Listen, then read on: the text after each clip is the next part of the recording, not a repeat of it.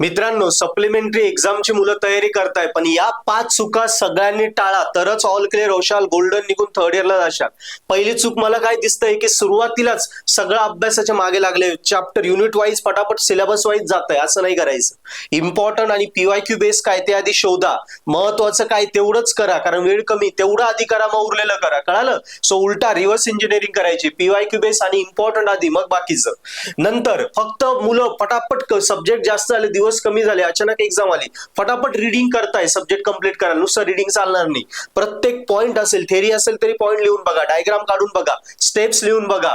Yes, so लिहून सराव करा, नुसतं वाचून होणार नाही, लिहून सराव करा. अजून एक चूक होते की दुसऱ्याला शिकवत नाही, कोणीतरी एकटा मी माझा अभ्यास करून घेतो आणि बस माझा पेपर काढून घेतो, असं होणार नाही. तुझा अभ्यास झाला, एखाद्या मित्राला टॉपिक जमत नाही, तो अवघड टॉपिक त्याला शिकव. जेव्हा दुसऱ्याला शिकवशील तेव्हा तुझा तो परफेक्ट होणार आहे, लक्षात ठेव.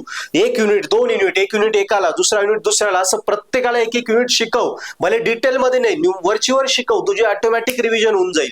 सो इतरांना शिकवा, एकटा एकटा अभ्यास करू नका. यस. नंतर अजून मुलं काय करताय, एवढं मोठं पुस्तक आहे, दिवस कमी, टेन्शन आलंय, मग जे आपण नेहमी केलेलं आहे, जे आपल्याला सोपं वाटतं तेच करताय, आवडते टॉपिक करताय. हे मी बघतोय मुलांना. सो नुसते आवडते टॉपिक करून काही नाही होणार. आवडते टॉपिक आधी कर, पण बाकीचे जे टफ टॉपिक आहे ते पण कंपल्सरी कर.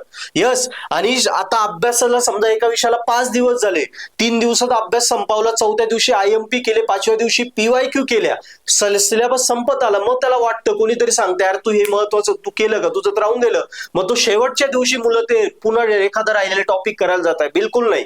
शेवटच्या दिवशी नवीन काहीच करायचं नाही. पहिल्या 3-4 दिवसात, समजा 5 दिवसाचा एक टॉपिक ठरवलाय, एक युनिट सब्जेक्ट ठरवलाय, 5 दिवसात पहिल्या 3 दिवसात जेवढं केलं तेच 4थ्या आणि 5व्या दिवशी रिव्हिजन कर. शेवट नवीन काही करायचं नाही. पहिले जेवढं केलं तेवढंच रिवाइज करायचं. कळालं तुला?